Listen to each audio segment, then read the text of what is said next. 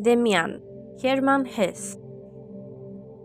Para contar mi historia, he de empezar muy atrás. Si me fuera posible, debería retroceder aún mucho más, hasta los primeros años de mi infancia e incluso más allá, en la lejanía de mi ascendencia. Los poetas, cuando escriben novelas, suelen hacer como si fuesen Dios mismo y pudieran abarcar con su mirada toda una historia humana, comprenderla y exponerla como si Dios mismo la relatase, sin velo ninguno, revelando en todo momento su más íntima esencia. Yo no puedo hacerlo así, como tampoco los poetas, pero mi historia me es más importante que a cualquier poeta la suya, pues es la mía propia y es la historia de un hombre, no la de un hombre inventado, posible o inexistente en cualquier forma, sino la de un hombre real, único y vivo. Hoy se sabe menos que nunca lo que es eso, lo que es un hombre realmente vivo y se lleva a morir bajo el fuego a millares de hombres, cada uno de los cuales es un ensayo único y precioso de la naturaleza. Si no fuéramos algo más que individuos aislados, si cada uno de nosotros pudiese realmente ser borrado por completo del mundo por una bala de fusil, no tendría ya sentido alguno relatar historias. Pero cada uno de los hombres no es tan solo el mismo, es también el punto único, particularísimo, importante, siempre y singular, en el que se cruzan los fenómenos del mundo, solo una vez de aquel modo y nunca más. Así, la historia de cada hombre es esencial, eterna y divina, y cada hombre, mientras vive en alguna parte, cumple la voluntad de la naturaleza. Es algo maravilloso, digno de toda atención. En cada uno de los hombres se ha hecho forma el espíritu, en cada uno padece la criatura, en cada uno de ellos es crucificado un redentor. Muy pocos saben hoy lo que es el hombre, muchos lo sienten y por sentirlo mueren más aliviados, como yo moriré más aliviado cuando termine de escribir esta historia. No soy un hombre que sabe, he sido un hombre que busca y lo soy aún, pero no busco ya en las estrellas ni en los libros. Comienzo a buscar, a escuchar las enseñanzas que mi sangre murmura en mí. Mi historia no es agradable, no es suave y armoniosa como las historias inventadas, sabe a insensatez y a confusión, a locura y a ensueño, como la vida de todos los hombres que no quieren mentirse a sí mismos. La vida de todo hombre es un camino hacia sí mismo, la tentativa de un camino, la huella de un sendero. Ningún hombre ha sido nunca por completo él mismo, pero todos aspiran a llegar a serlo. Oscuramente unos, más claramente otros, cada uno como puede. Todos llevan consigo hasta el fin viscosidades y cáscaras de huevo de un mundo primordial. Alguno no llega jamás a ser hombre y sigue siendo rana, ardilla u hormiga. Otro es hombre de medio cuerpo arriba y el resto pez, pero cada uno es un impulso de la naturaleza hacia el hombre. Todos tenemos orígenes comunes, las madres. Todos nosotros venimos de la misma cima, pero cada uno, tentativa e impulso desde lo hondo, tiende a su propio fin. Podemos comprendernos unos a otros, pero solo a sí mismo puede interpretarse cada uno. Capítulo 1. Dos mundos. Comienzo mi historia con un suceso de la época en que yo tenía 10 años y asistía al colegio latino de nuestra pequeña ciudad. Muchas cosas de aquel tiempo exhalan aún para mí su aroma e irradian en mí una suave melancolía y gratos escalofríos medrosos. Calles oscuras y claras, casas y torres, campanadas del reloj y rostros humanos, habitaciones llenas de comodidad y de cálido bienestar, habitaciones colmadas de misterio y de hondo miedo a los fantasmas. Huele a cálida intimidad, a conejos y a criadas, a remedios caseros y a fruta seca. Dos mundos fluían allí confundidos. El día y la noche venían de dos polos diferentes. Uno de tales mundos se reducía a la casa paterna y ni siquiera la abarcaba toda, sino que en realidad solo comprendía a mis padres.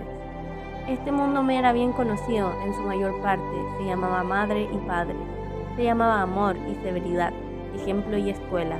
Sus atributos eran un suave resplandor, claridad y limpieza. Las palabras cariñosas, las manos lavadas, los vestidos limpios y las buenas costumbres tenían en él su centro. En él se cantaba el coral matutino y se festejaba la Nochebuena. En este mundo había líneas rectas y cambios rectos que conducían al porvenir.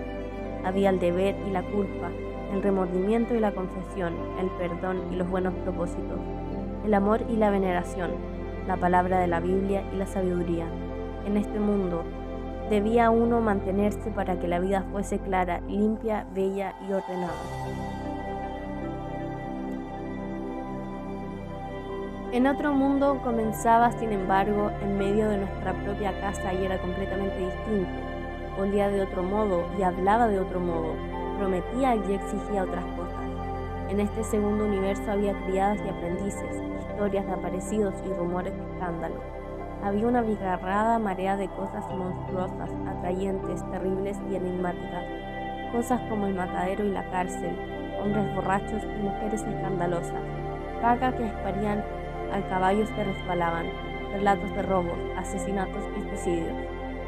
En derredor nuestro existían todas estas cosas bellas y espantables, salvajes y crueles. En la calle de al lado, en la casa de al lado, corrían policías y ladrones. Hombres borrachos pegaban a sus mujeres. Grupos de muchachas salían al anochecer de las fábricas. Habían viejas que podían embrujarle a uno y hacerle mal de ojo. En el bosque vivía oculta una partida de bandoleros. Los guardas jurados perseguían a los incendiarios. En todas partes brotaba y fluía este otro mundo impetuoso. En todas partes, menos en nuestras habitaciones, en donde estaba mi madre y mi padre. Y esto era excelente. Era maravilloso que allí en nuestra casa hubiera paz, orden y reposo, deber y buena conciencia, perdón y amor. Y era maravilloso que también existiera todo lo demás, lo estruendoso y agudo, sombrío y violento, de lo cual podía uno huir en un instante, refugiándose de un salto al lado de la madre. Lo más singular que los dos mundos confinaban uno con otro estrechamente yuxtapuestos.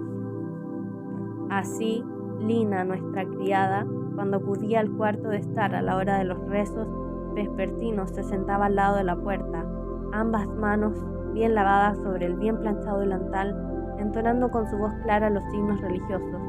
Pertenecía por completo al mundo de mis padres, al nuestro, al mundo luminoso y recto. Pero minutos después en la cocina o en la leñera, cuando me contaba el cuento del hombrecillo sin cabeza o cuando se peleaba con las vecinas en el planducho del carnicero, era ya otra. Pertenecía al otro mundo, aparecía rodeada de misterio. Así sucedía con todo y más que nada conmigo mismo. Yo pertenecía desde luego al mundo luminoso y recto. Era el hijo de mis padres, pero donde quiera que tendiese mi vista o mi oído encontraba siempre lo otro. Y yo mismo vivía siempre también en aquel otro mundo, aunque muchas veces me pareciera extraño e inquietante y acabase siempre por infundirme miedo y enturbar mi conciencia. Llegó a haber temporadas enteras en las que prefería vivir en el mundo prohibido que el retorno a la claridad, por necesario y conveniente que fuese. Me parecía casi un retorno a algo menos bello, menos aburrido y vacío. A veces me daba cuenta de que mi fin en la vida era llegar a ser como mi padre y mi madre, tan claro y puro, tan reflexivo y ordenado. Pero el camino que conducía a aquel fin era muy largo. Hasta llegar a él había que pasar por muchas aulas, había que estudiar y sufrir muchas pruebas y muchos exámenes, y el camino bordeaba siempre aquel otro mundo más oscuro, y se adentraba a veces en él, no siendo nada imposible permanecer y hundirse en su ámbito sombrío. Había historias así, de hijos extraviados, que yo leía con apasionamiento. Lo que más se ensalzaban en ellas, lo que redimía toda culpa, era el retorno al hogar paterno y al bien, y yo sentía que aquello era lo único derecho, bueno y deseable. Pero no obstante me atraía mucho más aquella parte de la historia que se desarrollaba entre gentes perversas, entre los perdidos, y si hubiera sido posible me hubiese confesado que a veces era una lástima que el hijo pródigo se arrepintiese y fuera hallado de nuevo. Pero aquello no podía decirse, ni siquiera pensarse. No era en mí más que un vago sentimiento, oculto en lo más íntimo de mi ser, algo como una sospecha o una oscura posibilidad. Cuando me representaba el demonio, podía imaginármelo en las calles, disfrazado o a cara descubierta en el mercado o en una taberna, pero nunca en nuestra casa. Mis hermanas pertenecían también al mundo luminoso. Su contextura espiritual me parecía más próxima que la mía, a la de nuestros padres. Eran mejores, más juiciosas y más perfectas que yo. Tenían defectos, tenían mañas, pero a mi ver, todo aquello no pasaba de la superficie, no profundizaba en ellas tanto como en mí. Yo estaba mucho más cercano al mundo oscuro, y el contacto con el mal se me hacía sentir muchas veces con un doloroso agobio. Para con las hermanas debían tenerse iguales miramientos y respetos que para con los padres, y cuando se había reñido con ellas, sentía uno después en su propia conciencia ser el culpable, el que había promovido la discordia, el que debía pedir perdón, pues en las hermanas se ofendía a los padres, ofendía uno al bien y a la autoridad espiritual. Había secretos que yo podía compartir con los pilluelos más desvergonzados de la calle antes de que con mis hermanas. En los días buenos, cuando todo era luminoso y la conciencia reposaba tranquila y limpia, era delicioso jugar con las hermanas, ser bueno y juicioso con ellas, y verse uno a sí mismo envuelto en un noble resplandor apacible. Así debían sentirse los ángeles, en los que veíamos la suprema perfección, imaginando la dulce maravilla de ser ángeles, rodeados de suaves músicas y perfumes, como la Nochebuena y la felicidad. Pero tales días, tales horas, eran muy poco frecuentes. En los juegos con mis hermanas, en aquellos juegos buenos, inocentes y permitidos, mostraba yo muchas veces un apasionamiento impetuoso que enfadaba a mis compañeras y nos llevaba a la disputa y a la desgracia. Y cuando entonces se apoderaba de mí la cólera, hacía ya y decía cosas terribles, cuya maldad sentía ya abarrazarme mientras les decía y hacía. Luego seguían horas difíciles, sombrías de arrepentimiento y contrición, y el doloroso instante de pedir perdón. Al fin volvía a mí un rayo de luz, una dicha apacible, reconocida y sin discordia, que duraba unas veces largas horas y otras breves minutos. Yo asistía al colegio latino, el hijo del alcalde y el del guardabosque mayor, muchachos impetuosos y traviesos, pero que pertenecían al mundo bueno y permitido, formaban parte de la misma clase que yo y venían algunos días a mi casa. Aunque despreciábamos en general a los alumnos de la escuela popular, yo me trataba con algunos muchachos de la vecindad que acudían a ella. Con uno de ellos habré de comenzar mi relato. Una tarde en que no había clase, tendría yo poco más de 10 años, iba paseando con dos muchachos vecinos míos cuando se nos agregó otro algo mayor que nosotros, un chicharrón de unos 13 años, fuerte y grosero, hijo de un sastre y alumno de la escuela popular. Su padre era un bebedor impenitente y toda la familia gozaba de dudosa fama. Yo sabía ya muy bien cómo las gastaba aquel Franz Kromer. Le tenía miedo y no me agradó verle unirse a nosotros. Afectaba a modales de hombre e imitaba los andares y el lenguaje de los aprendices de las fábricas. Guiado por él, bajamos a las orillas del río, junto al puente, y nos ocultamos a los ojos del mundo debajo del primer arco. La estrecha orilla entre el arranque del arco y el perezoso fluir del agua servía de vertedero y aparecía cubierta de escombros, cacharros y trastos rotos, madejas enmarañadas de alambre oxidado y otras basuras. A veces se encontraba entre todo aquello alguna cosa aprovechable. Bajo la directriz de Franz Kromer tuvimos que registrar el vertedero enseñándoles nuestros hallazgos, que él iba guardando en sus bolsillos o arrojaba al agua. Le interesaban especialmente los objetos de plomo, cobre o zinc, y guardó todos los que fuimos encontrando, así como un viejo peine de asta, Yo me sentía muy cohibido en su compañía, no porque supiese que mi padre había de prohibirme todo trato con él, si se enteraba de que aquel primer encuentro nuestro, sino porque el mismo Franz me inspiraba miedo. De momento me alegraba que no hiciese conmigo diferencia alguna, tratándome como a los otros dos. Mandaba y nosotros le obedecíamos, como si ello fuese ya una antigua costumbre, no obstante ser, por mi parte, la primera vez que iba con él. Por último nos sentamos en el suelo. Franz escupía al agua con un aire superior de hombre experimentado. Escupía por una mella y lanzaba la saliva donde quería. Nos pusimos a charlar y los otros dos chicos empezaron a vanagloriarse de toda clase de travesuras y maldades. Mis dos compañeros se habían desligado de mí desde el primer momento y rendían homenaje a Cromer. Yo me encontraba aislado y sentía que mis vestidos y mis modales habían de incitarlos contra mí. Hijo de familia burguesa y alumno del colegio latino, no podía esperar que Franz Cromer me mirara con simpatía, y sabía que los otros dos me regañarían en cuanto se presentase una ocasión dejándome en la estacada. Impulsado por el miedo, comencé yo también a contar. Inventé una gran historia de merodeo y me adjudiqué el papel principal. Ayudado por otro muchacho, había robado una noche, en una huerta cercana al molino de abajo, un saco entero de manzanas, pero no de las corrientes, sino de las más finas, reinetas y doncellas. Huyendo de los peligros del momento, me refugié en aquella historia. Poseía cierta facilidad para inventar y relatar, y el deseo de prolongar lo más posible mi relato para no volverme a ver en la temida situación anterior.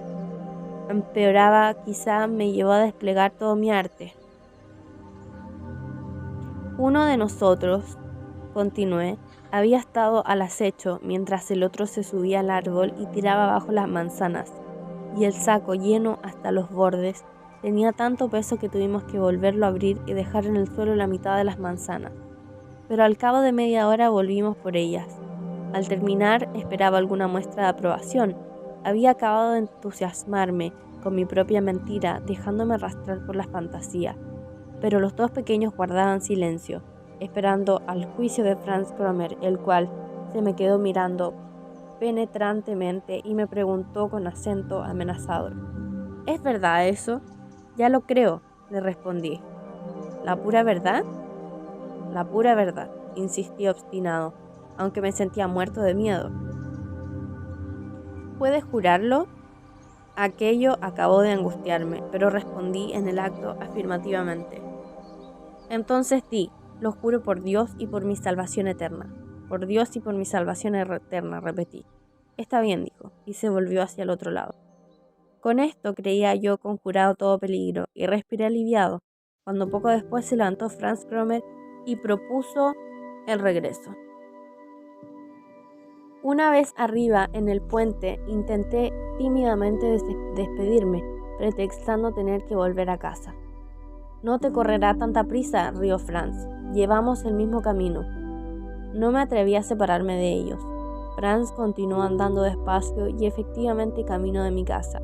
Al llegar a ella y ver la puerta con el grueso llamador de cobre, al sol reflejado en las ventanas y las cortinas del cuarto de mi madre, respiré hondamente. El retorno, el bendito retorno a casa, a la claridad y a la paz. Rápidamente abrí la puerta, dispuesto a cerrarla enseguida detrás de mí, pero Franz Cromer lo evitó y entró conmigo, en el portal, fresco y sombrío que solo recibía luz desde el patio. Se acercó a mí, me agarró de un brazo y me dijo en voz baja: «No tengas tanta prisa tú».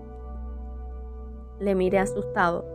Su mano era una argolla de hierro en torno de mi brazo. Me pregunté qué se propondía conmigo y querría maltratarme. Si gritó ahora, pensé, si grito con todas mis fuerzas, quizás habrá alguien a quien pueda bajar deprisa a salvarme, pero no me atreví. ¿Qué pasa?, pregunté. ¿Qué quieres? Poca cosa, no quiero más que hacerte una pregunta. Los otros no tienen por qué oírnos. Bueno, ¿qué quieres que te diga? Te advierto que me están esperando arriba. Tú sabes, continuó Franz en voz baja, ¿a quién pertenece la huerta de junto al molino de abajo? No lo sé, creo que a Müller. Franz me había echado el brazo por encima y me apretaba contra él, obligándome a mirarle muy de cerca. En sus ojos brillaba un resplandor perverso, sonreía con malignidad y su cara irradiaba crueldad y poder. Yo sí te puedo decir de quién es la huerta, y sé que han robado allí manzanas y que el dueño ha prometido dar 2 marcos a quien le diga quién se las ha robado. Dios mío, exclamé, ¿pero tú no se lo dirás? Sentía que me sería inútil recurrir a su caballerosidad. Pertenecía al otro mundo. Para él no era la tradición un crimen. La gente del otro mundo no era en aquellas cosas como nosotros. Que no diga nada, rió Cromer. ¿Crees acaso que soy un monedero falso y puedo fabricar todas las monedas de 2 marcos que quiera? No, amiguito, no. Yo soy un pobre. No tengo un padre rico como tú. Y cuando puedo ganarme 2 marcos tengo que aprovechar la ocasión. Quizá me dé más. Me soltó de repente. Nuestro portal no olía ya a paz y a seguridad. El mundo se me vino abajo. Franz me denunciaría. Yo era un delincuente. Se lo dirían a mi padre y hasta puede que viniese la policía. Todos los terrores del caos me amenazaban. Todo lo feo y todo lo peligroso se alzaba contra mí. El no haber robado realmente no podía salvarme, además lo había jurado. Dios mío, Dios mío. Mis ojos se llenaron de lágrimas. Adiviné que tenía que pagar mi rescate y busqué desesperadamente en todos mis bolsillos. Ni una manzana, ni un cortaplumas, no tenía nada. De pronto me acordé de mi reloj, un viejo reloj de plata que había pertenecido a mi abuela. No andaba ya, pero yo lo llevaba por el gusto de llevar reloj. Rápidamente lo saqué del bolsillo. Escucha, Cromer, no debes renunciarme. Estaría muy feo. Mira, te regalaré mi reloj. Siento no tener otra cosa. Te lo doy, es de plata y la máquina es muy buena. Tiene una pieza rota, pero puedes mandarlo a arreglar. Sonrió y tomó el reloj en su mano grande y vasta. Miré aquella mano y sentí cuán profundamente hostil me era y cómo se disponía a caer sobre mi vida y mi tranquilidad. Es de plata, repetí con timidez. Me tienes sin cuidado, exclamó con hondo desprecio. Te lo puedes guardar y mandar a arreglarlo por tu cuenta. Pero Franz, repuso temblando de miedo a que se fuese. Espérate un poco. Toma el reloj, es de plata legítima, no tengo otra cosa. Me miró frío con desprecio. Bueno, pues ya sabes a dónde voy, o también se lo puedo decir a la policía, conozco al sargento. Se volvió para marcharse, pero yo le retuve por la manga. No podía ser, prefería morir a tener que sufrir todo lo que caería sobre mí si Franz se iba de aquel modo. Franz, supliqué ronco de emoción, no hagas tonteras, es una broma tuya, ¿verdad? Sí, es una broma, pero a ti te puede costar muy cara. Pero dime entonces lo que tengo que hacer, estoy dispuesto a todo. Me miró entornando los ojos y se echó a reír de nuevo. No seas tonto, exclamó con falsa amabilidad. Lo sabes tan bien como yo. Me puedo ganar 2 marcos y no voy a permitirme el lujo de tirarlos a la calle. En cambio tú eres rico, tienes hasta un reloj. Dame tú los 2 marcos y en paz. Comprendí su lógica, pero 2 marcos eran para mí una suma tan elevada y tan inasequible como 10, 100 o 1000. Yo no tenía dinero. En el cuarto de mi madre guardaba una hucha que contendría algunas monedas de 5 y 10 céntimos, producto de las visitas de mis 2 tíos y otras ocasiones análogas, y nada más. Por entonces no me daban aún mis padres dinero ninguno. No tengo nada, repuse tristemente, no tengo dinero, pero te daré todas mis cosas. Tengo un libro de aventuras, una caja de soldados y una brújula. Te las voy a traer. Cromer contrajo la boca, atrevida y maligna, y escupió en el suelo.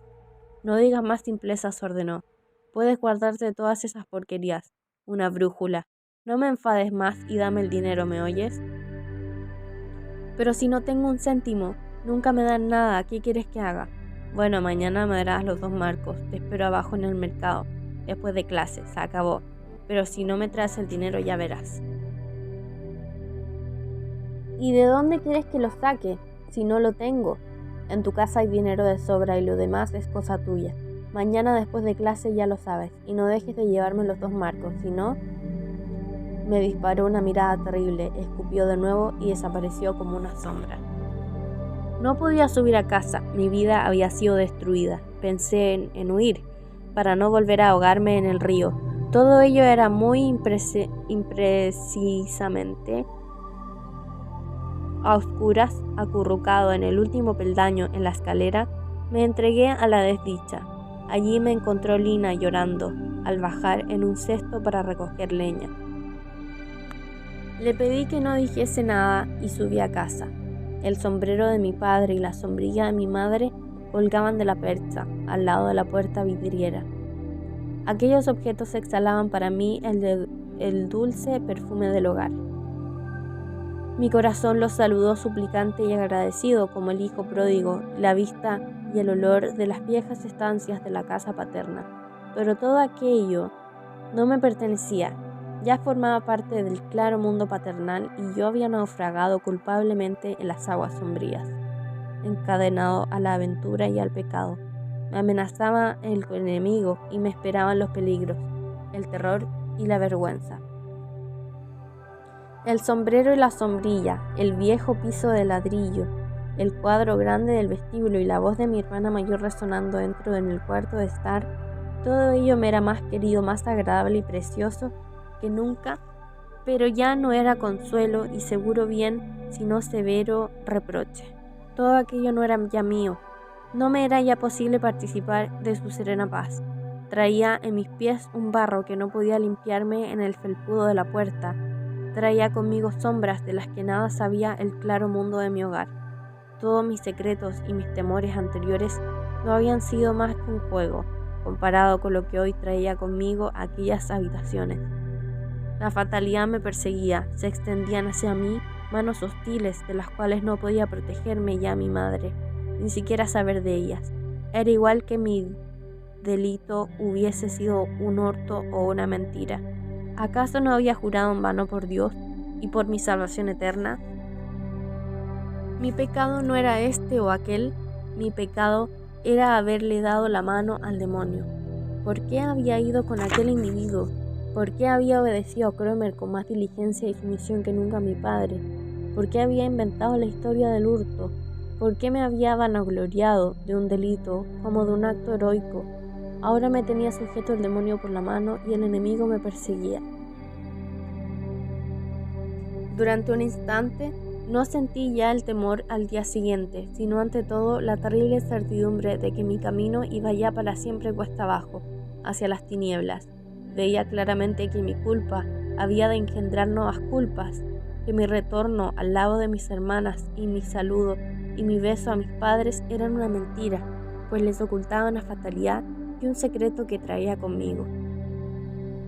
La confianza y la esperanza renacieron en mí por unos segundos ante el sombrero colgado en la percha. Se lo confesaría todo a mi padre, acataría su sentencia y su castigo, le haría participar en mi secreto y él me salvaría. Todo quedaría reducido a una penitencia, como tantas otras, a una hora dolorosa y amarga, a una contrita demanda de perdón. Pero no podía ser, sabía muy bien que no lo haría. Sobre mí pesaba un secreto, una culpa, que yo tenía que devorar solo y por mí mismo. Había llegado quizá al punto en que se bifurcaba el camino y quizá desde aquella misma hora iba a pertenecer ya para siempre a los malos y a tener que compartir sus secretos, depender de ellos, obedecerles y hacerme su igual. Había querido representar el papel de hombre resuelto y sin escrúpulos, y ahora tenía que soportar las consecuencias. Me satisfizo que mi padre me reprendiera al entrar por traer las botas mojadas. Aquello distraía su atención, impidiéndole advertir lo peor, y soporté en silencio la reprimenda, con el pensamiento fijo en mi secreto. Pero entre tanto surgió en mí un singular sentimiento nuevo, un sentimiento perverso y cortante, erizado de traidoras puntas. Me sentía superior a mi padre. Por un momento sentí un cierto desprecio ante su ignorancia. Su reprimenda a causa de mis botas mojadas me pareció mezquina. Si tú supieras, pensé, y me sentí como un delincuente al que se juzga por un hurto de un panecillo y tiene sobre su conciencia un asesinato. Era aquel un sentimiento repulsivo, pero muy intenso, y me encadenaba con mayor fuerza que ninguna otra idea a mi secreto y a mi culpa. Pensaba que mientras aquí me trataban aún como un niño pequeño, Kramer me denunciaba a la policía y las tempestades comenzaban ya a cernirse sobre mí. De todo este suceso, en cuanto va relatado hasta aquí, fue este momento lo importante y perdurable. Fue una primera desgarradura en la santidad del Padre, una primera grieta en los pilares sobre los que había reposado mi infancia, que todo hombre tiene que destruir antes de poder llegar a ser el mismo. De estos sucesos que nadie ve, se compone la línea esencial interna de nuestro destino. La desgarradura, la grieta, se cierra, luego cicatriza y cae en el olvido, pero nuestra íntima cámara secreta perdura y continúa sangrando. A mí mismo me espantó en el acto aquel nuevo sentimiento. Hubiera querido arrojarme a los pies de mi padre y besárselos en prueba de retractación, pero nunca puede uno retractarse de nada esencial, y esto lo siente y lo sabe un niño tan bien y tan profundamente como cualquier sabio. Sentía la necesidad de reflexionar sobre mi asunto y buscar caminos para el día siguiente. No pude durante todo el resto de la tarde. Me absorbió la tarea de habituarme al ambiente cambiado de nuestro cuarto. El reloj de pared y la mesa, y la Biblia y el espejo, la biblioteca y los cuadros de la pared parecían ir despidiéndose de mí. Con el corazón helado tuve que presenciar cómo se convertía en pasado y se desligaba de mí todo mi universo, toda mi vida dichosa y buena, mientras me sentía sujeto ya al mundo tenebroso y desconocido, arraigado en él, con nuevas raíces que absorbían sus jugos venenosos. Por primera vez saboreé la muerte que sabe amarga porque es nacimiento, porque es angustia y temor ante una terrible renovación. Llegó por fin la hora de acostarme, pero antes tuve que aún dejar pasar sobre mí como un último fuego del purgatorio, los rezos vespertinos en los que se cantó uno de mis himnos preferidos. Yo no pude unir mi voz a las demás, cada nota era para mí hiel y veneno. Al recitar mi padre la acción de gracias, mis labios permanecieron mudos, y cuando terminó con las palabras, «No retires de nosotros tu bendición», sentí que un brusco sobresalto me apartaba de aquella comunidad. La gracia del Señor estaba con ellos todos, pero ya no conmigo. Aterido y profundamente fatigado, me retiré a mi cuarto. Acostado ya, cuando la tibia seguridad del hogar comenzaba a envolverme cariñosamente. Mi corazón retornó a su angustia, errando temeroso en torno a lo pasado. Mi madre había venido, como siempre, a darme las buenas noches.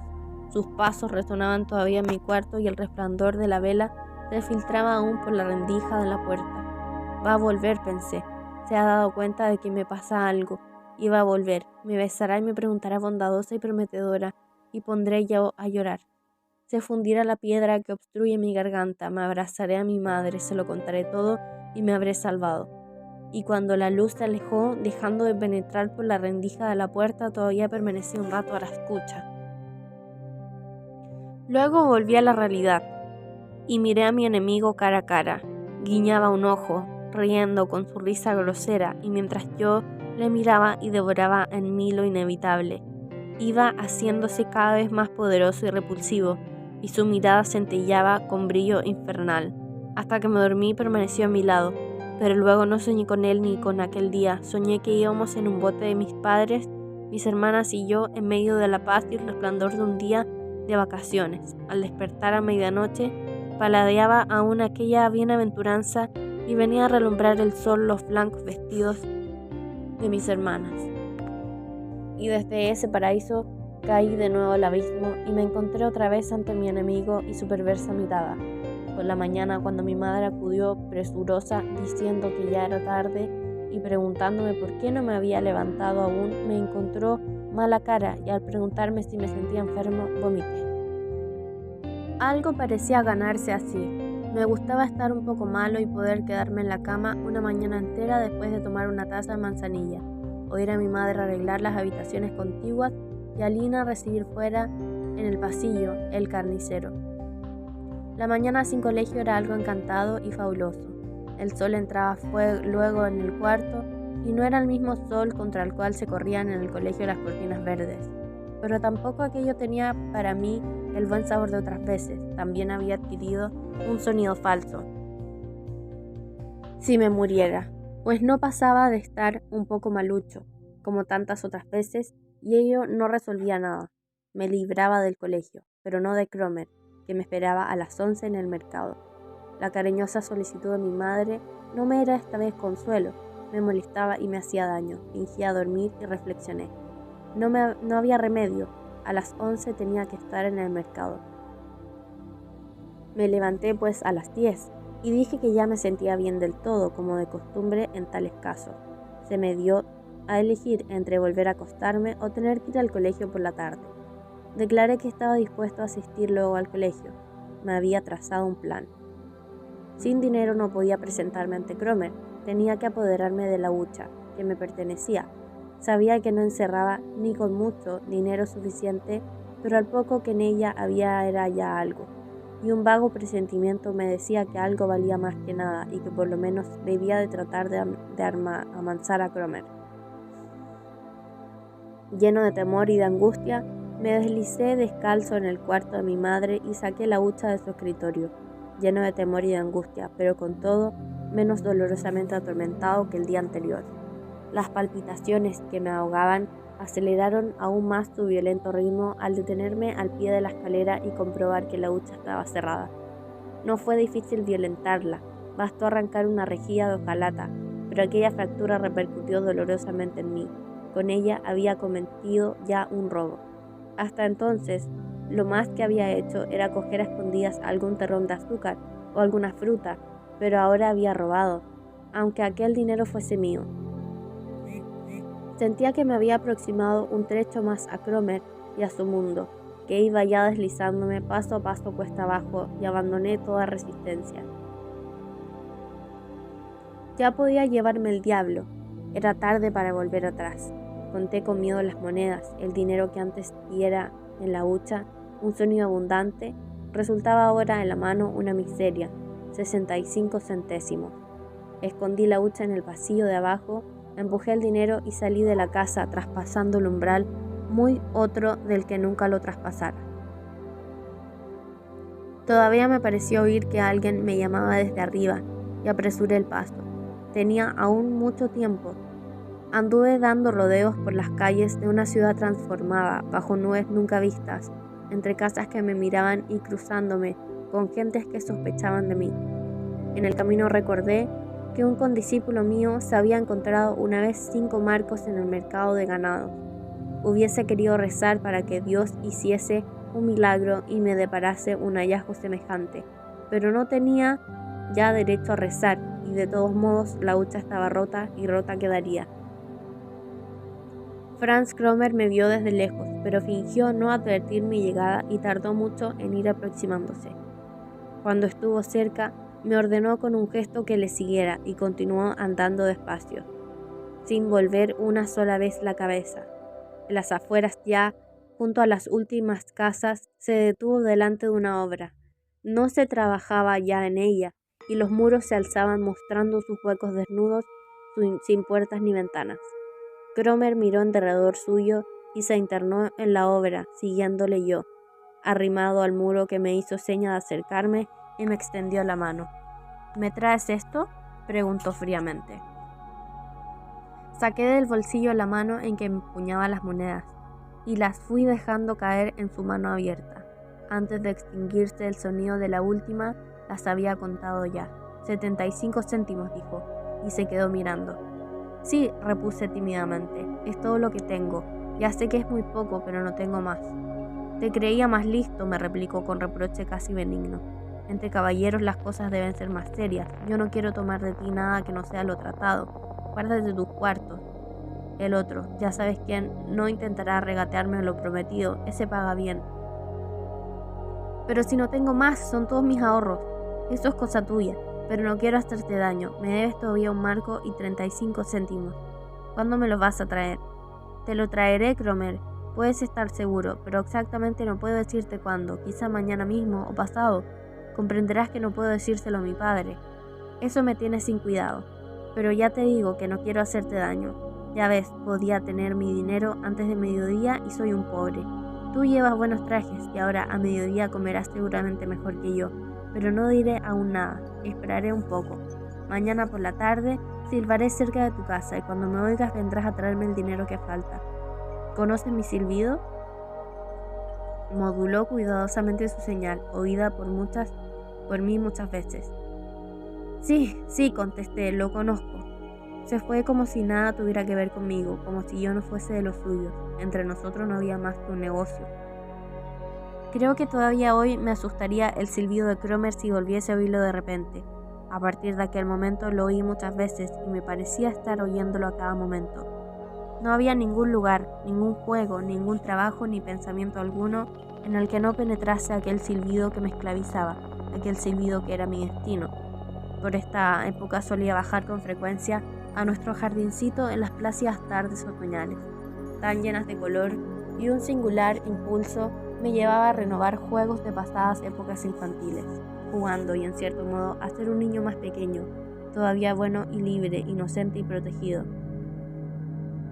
Pero en medio de mis juegos, siempre esperando y sin embargo siempre terriblemente sobrecogedor e importuno, resonaba desde cualquier lado el silbido de Cromer, destruyendo mis imaginaciones. Y entonces tenía que salir, tenía que seguir a mi verdugo a sitios malos y repulsivos, tenía que darle cuenta de mis actos y escuchar sus amenazadoras peticiones de dinero. Todo ello duró quizá algunas semanas, pero a mí me parecieron años enteros, una eternidad. Muy pocas veces conseguía llevarle dinero, una moneda de 5 céntimos hurtada de la mesa de la cocina cuando Lina dejaba sobre ella la cesta de la compra, y Cromer me reñía y me abrumaba de su desprecio. Era yo el que le quería engañar y privar de su derecho a aquel dinero, era yo el que le robaba, yo el que le hacía desgraciado. Muy pocas veces ha llegado luego mi vida el infortunio tan cerca de mi corazón y nunca he sentido una mayor desesperanza ni una esclavitud mayor. Había llenado de fichas la hucha y la había vuelto a poner en su sitio. Nadie me preguntó por ella, pero también eso podía caer sobre mí cualquier día. Más que al brutal silbido de Cromer, le temía a veces a mi madre cuando la veía acercarse a mí en silencio. ¿No vendría acaso a hablarme de la hucha? Como casi siempre llegaba a él con las manos vacías, empezó a atormentarme y a explotarme en otra forma. Tuve que trabajar para él. Las comisiones de su padre le encargaba, había de hacerlas yo, o me obligaba a ejecutar algo difícil, saltar durante 10 minutos a la pata coja o prenderle a alguien una tira de papel en la ropa. Hubo un tiempo en que llegué a enfermar, vomitaba con frecuencia y tenía frío todo el día. En cambio, por la noche me revolvía en la cama, ardoroso y sudando. Mi madre sentía que me pasaba algo y extremaba su cariñoso interés, que me atormentaba porque no podía corresponder a él confiando mi secreto. Una noche acostado ya, me trajo un pedacito de chocolate. Constituía aquello un eco de años anteriores, en los cuales, cuando había sido bueno, recibía antes de dormirme un premio semejante. Aquella noche llegó mi madre hasta mi cama y me tendió el trocito de chocolate. Penetrando de una dolorosa emoción, solo pude mover negativamente la cabeza. Mi madre me preguntó qué me pasaba y me acarició los cabellos. No quiero que me des nada, fue lo único que pude responder. Mi madre dejó el chocolate encima de la mesilla de noche y salió de la habitación. Cuando al día siguiente quiso preguntarme de nuevo, hice como si no supiera nada. Una vez trajo a verme un médico que me reconoció y me recetó abluciones frías por la mañana. Mi estado durante aquella época fue una especie de locura. En medio de la ordenada paz de nuestra casa, vivía yo huraño y atormentado como un fantasma. No tomaba parte en la vida de los demás y solo raras veces conseguía olvidar por una hora, como mi padre, que más de una vez me interrogó excitado. Me mostré impenetrable y frío. Escucha el siguiente capítulo en el siguiente video. Muchas gracias.